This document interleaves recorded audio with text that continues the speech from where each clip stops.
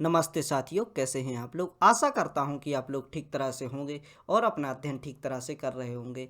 भारतीय इतिहास की यात्रा का यह 69वां व्याख्यान है और इस व्याख्यान के अंतर्गत हम वर्नाकुलर प्रेस एक्ट के बारे में अध्ययन करेंगे, जो कि ब्रिटिश सरकार द्वारा 1878 ईस्वी में भारतीय समाचार पत्रों के विरुद्ध लाया गया और उन पर रोक लगाने का प्रयास किया गया। हम देख सकते हैं कि 1878 ईस्वी का समय था, जब भारत में पुनर्जागरण का काल चल रहा था। पत्र पत्रिकाएं छपने लगे थे और विभिन्न प्रकार के समाचार पत्र जो कि लोगों में जन जागरूकता फैलाने का प्रयास कर रहे थे। और इस प्रकार की नीतियों को देखकर जो ब्रिटिश सरकार थी वह बौखला गई कि किस प्रकार भारत में यह जो लहर चल रही है, इसके कारण जो जन जागरूकता फैल रही है, इससे चल के आगे है जो भारत में अंग्रेज़ों का अस्तित्व है वह समाप्त होने की कगार पर था। और इस प्रकार की नीतियों को समझते हुए इनके द्वारा एक एक्ट लाया गया, जो कि 1878 ईस्वी में लाया गया, जिसके कारण भारतीय समाचार पत्रों पर प्रतिबंध लगाने का प्रयास किया गया। अतः हम समझ सकते हैं, वर्तमान में हम देख सकते हैं कि जो प्रेस की स्वतंत्रता पर सवाल किए जा रहे हैं, इसी सवालों के चलते आपसे इस प्रकार के प्रश्न पूछ लिए जाते हैं। इन्हीं समस्याओं के चलते इतिहास में घटी हुई घटनाओं के बारे में जो भी जानकारी है आपसे ली जा सकती है।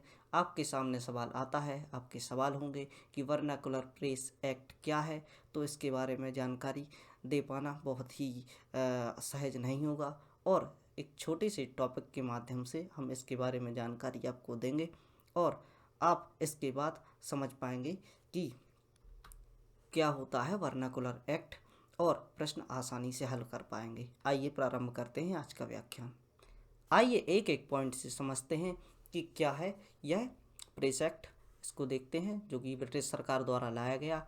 लॉर्ड लिटन, जो कि वर्तमान में यहाँ पर जो इस समय पर जो एक्ट लाया गया 1878 ईस्वी के समय गवर्नर हुआ करते थे। लॉर्ड लिटन की अप्रिय नीतियों तथा सरकार की जनहित में उदासीनता की नीति के विरुद्ध जनता में विद्रोह फैलता जा रहा था।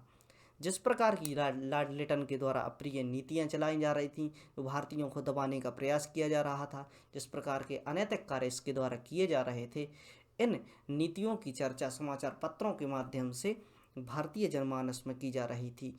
और इस जनहित की उदासीनता की जो जनहित के प्रति इसकी जो उदासीनता की नीति हुआ करती थी, जो कि अप्रिय कार्य इसके द्वारा किए जा रहे थे, इसका विरोध जनता में विद्रोह बनकर फैलता जा रहा था। आगे देखते हैं। निरंतर पड़ने वाले अकालों ने कुटीर उद्योगों का पतन किया तथा ब्रिटिश सरकार द्वारा की जा रही विलासिता ने इसे तीव्र किया। यहाँ हम समझ सकते हैं, जो कि हम देखते हैं कि भारत में इस समय पर निरंतर अकाल पड़ रहे थे। हम देख सकते हैं कि ब्रिटेन जहाँ भी युद्ध लड़ता था, वहाँ पर भारत से प्राप्त किया हुआ अनाज वहाँ पर ले जाए या डंप कर देता था, वहाँ पर ले जाता था और यहाँ से कच्चे मालों को लेकर जा रहा था। जनजातीय आंदोलनों में आपने पढ़ा कि किस प्रकार जनजातियों के शोषण किए जा रहे थे। अतः इन्हीं सब समस्याओं के चलते यहाँ पर जो कि निरंतर अकाल पड़ रहे थे और जो समस्या मैंने बताई हैं, इन समस्याओं के चलते कुटीर उद्योगों का पतन किया गया। कुटीर उद्योगों में जैसे हम देख सकते हैं कि आदिवासियों से निकल कर कुछ प्रोडक्ट आते थे, जो कि भारतीय स्थानों पर बेचे जाते थे, जिससे वह अपना जीवन बसर करते थे।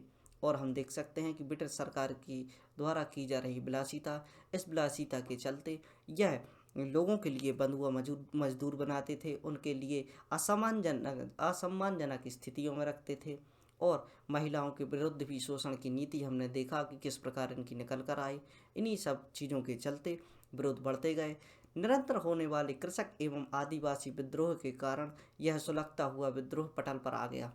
निरंतर जो भी किसानों के ऊपर जो टैक्स इम्पोज किए जा रहे थे जमींदारी व्यवस्था के अंतर्गत, उनके लिए जो फिक्स में जो भी ज़मींदार हुआ करते थे, उन ज़मींदारों के लिए फिक्स एक रेट लेकर उनको के खेती करने के लिए दे दिया जाता था। और खेती करवाने के लिए जो यहाँ के वर्कर हुआ करते थे, उन पर शोषण की नीति के स्वरूप उन पर कार्य किया जाता था। और इसके चलते एक सामान्य मजदूरी पर लोगों को कार्य करना पड़ रहा था। ऐसी स्थिति के कारण जन सामान्य में जो विद्रोह है वह सुलगता हुआ विद्रोह के पटल पर आ गया। आगे देखते हैं कि भारतीय भाषाई समाचार पत्रों ने सरकार की खुलकर आलोचना एवं निंदा करना प्रारंभ कर दिया। जो सामाजिक नीतियां चल रही थी, उन सामाजिक नीतियों का जो भी भारतीय समाचार पत्र थे उनमें बखान किया जाता था। न जन सामान्य तक एवं जो सामान्य वर्ग हुआ करता था तथा उच्च वर्ग जो सही तरीके से देश को लेकर चलना चाहते थे, उन तक यह समाचार पत्र जो भी जानकारी है वह पहुंचाया करते थे। और हम देख सकते हैं कि भारतीय समाचार पत्रों ने भारत को जोड़ने में, जो राष्ट्रवाद की भावना निकल कर सामने आई, भारत को जोड़ने में एक प्रकार के कष्टों से जब पूरे भारत में लोग पीड़ित थे तो उसको उजागर करने का प्रयास इनके द्वारा किया गया। तो हम देख सकते हैं कि भारतीय समाचार पत्रों ने सरकार की जो भी आलोचनाएं की और जो भी निंदाएं की, उनको ब्रिटिश सरकार ने विरोध के तौर पर लिया और इन विरोध को दबाने के लिए इनके द्वारा यह प्रयास किया गया। इस सरकार विरोधी कृत्य से ब्रिटिश सरकार में चिंता व्याप्त हो गई, जिसके परिणाम स्वरूप इन्होंने समाचार पत्रों के लिए दमनकारी नीति अपनाई। इस प्रकार के जो कृत्य किए जा रहे थे, जिस प्रकार जानकारियां फैलाई जा रही थी, जन जागरूकता भारत में फैल रही थी, इन्हीं कारणों के चलते सरकार, जो ब्रिटिश सरकार हुआ करती थी, वह चिंताजनक स्थिति में आ गई। और चिंताजनक स्थिति में आने के कारण इन्होंने समाचार पत्रों पर एक दमनकारी नीति अपनाई। ब्रिटिश सरकार ने 1878 ईस्वी में भारतीय भाषाई समाचार पत्र अधिनियम पारित किया, जिसके अनुसार समाचार पत्रों पर प्रतिबंध लगाने का एक प्रयास किया गया, जिसे हम वर्नाकुलर प्रेस एक्ट के नाम से जानते हैं। अब आप समझ चुके होंगे कि वर्नाकुलर प्रेस एक्ट का क्या है। इसमें आप देख सकते हैं कि ब्रिटिश सरकार द्वारा 1878 ईस्वी में भारतीय भाषाई समाचार पत्रों के लिए एक अधिनियम पारित किया, जो कि ब्रिटिश सरकार ने भारतीय समाचार पत्रों पर दमनकारी नीति अपनाते हुए इम्पोज किया। हम देख सकते हैं कि किस प्रकार की समस्याएं भारत में उपस्थित थीं और समस्याओं का किस प्रकार से खंडन किया जा रहा था, किस प्रकार उनकी चर्चा भारतीय समाज में फैलाई जा रही थी और विद्रोह के रूप में एक बातें निकल कर आ रही थी। अतः हम देख सकते हैं कि 1878 ईस्वी में वर्नाकुलर एक्ट आता है और इनके द्वारा विभिन्न प्रकार के कार्य किए जाते हैं। इनके बारे में हम देखते हैं। यहाँ हम देखते हैं कि किस प्रकार के प्रतिबंध इसके द्वारा लगाए गए थे इस एक्ट के माध्यम से। इस अधिनियम के अनुसार भारतीय भाषाई समाचार पत्र के प्रकाशन को मजिस्ट्रेट आज्ञा दे सकता था। मजिस्ट्रेट के पास यह पावर हुआ करती थी कि वह किस प्रकार भी इन जो कि समाचार पत्र थे उनके लिए रेगुलेट कर सकता था, या इतना प्रतिबंध लगाया जा सकता था कि उन पर किसी भी प्रकार की सरकार विरोधी जानकारी इन समाचार पत्रों में न लिखी जाए।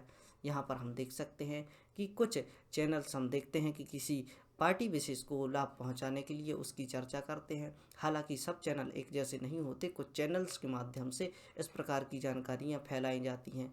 बार बार किसी भी न्यूज़ को फैलाकर लोगों के प्रति उनकी विचारधारा को बदलने का प्रयास किया जाता है। हम यहाँ पर आते हैं और देखते हैं कि जो कि मजिस्ट्रेट आज्ञा दे सकता था कि जनता में सरकार विरोधी व सरकार के प्रति असंतोष तथा भिन्न भिन्न जातियों और धर्मों के लोगों में लेख न लिखे जाएं। अब देखो यहाँ पर ये चर्चा कर रहे हैं कि जो मजिस्ट्रेट वह इस प्रकार के प्रतिबंध लगा सकता था कि जनता में सरकार विरोधी व सरकार के प्रति असंतोष, यानी सरकार के विरोधी किसी भी प्रकार की बात ना छापी जाए, सरकार के प्रति असंतोष तथा भिन्न भिन्न जाति और धर्मों के लोगों के लेख ना लिखे जाएं। यानी विभिन्न भिन्न जो जातियां होती थी उनके विरुद्ध जो विद्रोह हो रहे थे उनकी बातें समाचार पत्रों में लिखी जाती थी। उन बातों के लिए प्रतिबंधित करने के लिए इन्होंने जो मजिस्ट्रेट थे वह जो कि लोगों में लेख ना लिखने के लिए बद पत्र लिखवा सकते थे। यानी जो समाचार पत्र हुआ करता था, समाचार पत्र के जो संपादक हुआ करते थे, समाचार पत्र का जो ओनर हुआ करता था, उससे यह जो वर्नाकुलर प्रेस एक्ट है इसके माध्यम से वह बद पत्र लिखवा सकते थे कि हम इस प्रकार की जानकारियाँ जो ब्रिटिश शासन के विरुद्ध जो जानकारियाँ हैं, जो इसमें लोगों के लिए इनके प्रति आक्रोश पैदा कर सकती हैं, इन प्रकार की जानकारियाँ नहीं लिखेंगे, इस प्रकार का बद पत्र लिखवा सकते थे। आगे देखते हैं। इस अधिनियम के अंतर्गत सरकार को यह भी अधिकार था कि वह अवांछनीय विषयों के प्रकाशन के अपराध में वह समाचार पत्र की जमानत राशि जब्त कर सकती थी तथा इस कृत्य की पुनरावृत्ति के लिए छापे खाने को भी जब्त कर सकती थी। यहाँ दो बातें हो गई। यहाँ पर हम समझने का प्रयास करते हैं कि इस अधिनियम के अनुसार एक शर्त और रखी गई, यानी एक बात जो निकल कर आई, इसमें हम देख सकते हैं कि जो अवादनीय विषय थे वह विषय जो ब्रिटिश सरकार के विरोध में आते हैं, उन विरोधों पर विरोधी जो भी व्याख्यान थे उन व्याख्यानों पर रोक लगाने के लिए इन्होंने 2 प्रकार की शर्त रखी।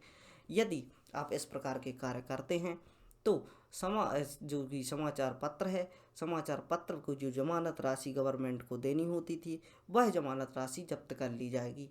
और पुनरावृत्ति यानी इसी प्रकार का कार्य अगर जमानत जब्त होने के बाद भी आपके द्वारा किया जाता है तो इसकी पुनरावृत्ति पर छापे खाने को भी जब्त किया जा सकता है या उस पर बैन लगाया जा सकता है, उसको बंद किया जा सकता है।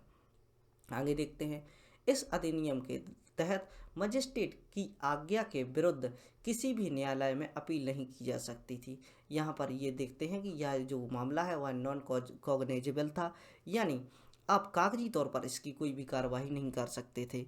यानी यदि मजिस्ट्रेट द्वारा आदेश दिया गया है और उस आदेश का पालन आपके द्वारा नहीं किया जाता, इनकी आज्ञा की अवमानना की जाती है, तो आपके द्वारा जो कार्रवाई की जाएगी, आपके खिलाफ जो मजिस्ट्रेट द्वारा कार्रवाई की जाएगी, उस कार्रवाई की अपील आप किसी भी कोर्ट में नहीं कर सकते थे। आप देख सकते हैं, चूँकि यह अधिनियम सिर्फ भारतीय भाषाई समाचार पत्रों पर आरोपित किए गए थे, अतः अंग्रेजों ने इस दोहरी नीति के विरुद्ध आवश्यक प्रभावी हो गया। यानी हम देख सकते हैं कि जो विरोध था वह इससे और भी अधिक भड़का। यहाँ पर हम देख सकते हैं कि जो भी भारतीय समाचार पत्र थे केवल उन्हीं पर यह प्रतिबंध लगा हुआ था। जो अंग्रेजी समाचार पत्र हुआ करते थे, चूँकि यह सरकार के पक्ष में बात किया करते थे, अतः इन पर किसी भी प्रकार का प्रतिबंध नहीं लगाया गया। अतः हम देख सकते हैं कि जब यह जो भेदभाव की नीति निकल कर आई भारतीय समाचार पत्रों एवं ब्रिटिश समाचार पत्रों के बीच में, इस नीति के कारण जो कि समाचार पत्रों के फॉलोवर हुआ करते थे, जन सामान्य हुआ करता था एवं संपादक हुआ करते थे, उनके विरोध की भावना सामने निकल कर आई। अंग्रेजों ने इस अधिनियम के पश्चात सफलता अवश्य मिली, यानी जिस प्रकार से इन्होंने प्रतिबंध लगाए, इन प्रतिबंधों के फलस्वरूप इनके लिए सफलता प्राप्त हुई। इसमें हम देख सकते हैं कि सोम प्रकाश जैसे समाचार पत्र प्राप्त किए गए, जो कि सामान्यतः इस प्रकार की जानकारियां फैलाया करते थे, परंतु भारतीयों के द्वारा इस अधिनियम का विरोध जारी रखा गया।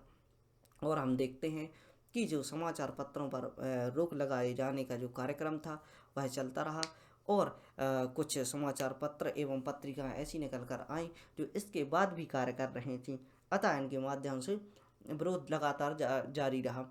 और इसी विरोध के चलते भारतीय भाषीय समाचार पत्रों को अन्य भाषीय समाचार पत्रों के समान स्वतंत्रता प्राप्त हो गई। यानी जो अन्य भाषाई आधार पर जो समाचार पत्र छापे जाते थे, जिनके लिए ब्रिटिश सरकार का समर्थन प्राप्त था, इस प्रकार के समाचार पत्रों के समान ही भारतीय समाचार पत्रों को मान्यता फिर से प्रदान की गई। आइए प्रेस के बारे में कुछ सामान्य जानकारी जान लेते हैं। भारतीय संविधान में जो मौलिक अधिकार हैं, मौलिक अधिकारों में जो भी फ्रीडम ऑफ प्रेस की बात करता है वह आर्टिकल 19 करता है। यहाँ पर हमें वाक स्वतंत्रता का अधिकार है और प्रेस की स्वतंत्रता इसी के अंतर्गत आती है। और देख लेते हैं इसके बारे में जानकारी। सामान्यतः हम पढ़ते हैं कि भारतीय राज्य व्यवस्था के 3 स्तंभ माने जाते हैं, जिनमें न्यायपालिका, कार्यपालिका एवं व्यवस्थापिका मानी जाती है। और हम देखते हैं कि समाचार पत्रों के लिए, प्रेस के लिए भारतीय लोकतंत्र का चौथा स्तंभ माना गया है। यानी लोकतंत्र को आपको ठीक रूप से बनाए रखना है तो आपको प्रेस को स्वतंत्रता प्राप्त करनी होगी। प्रेस की स्वतंत्रता से लोगों की बोलने की स्वतंत्रता होगी। यानी हम देख सकते हैं कि लोकतंत्र जो कि लोगों की भलाई के लिए होता है, लोगों के लिए अधिकार प्रदान करने के लिए किसी देश को लोकतंत्र का दर्जा दिया जाता है और इसमें जनता सर्वोपरि होती है और जनता के बारे में जो भी अधिकार होते हैं उन अधिकारों को अगर सामने रखा जाए, उसके उद्देश्यों को सामने लेकर चला जाए तो सही मायनों में वही देश लोकतंत्र देश कहा जाता है।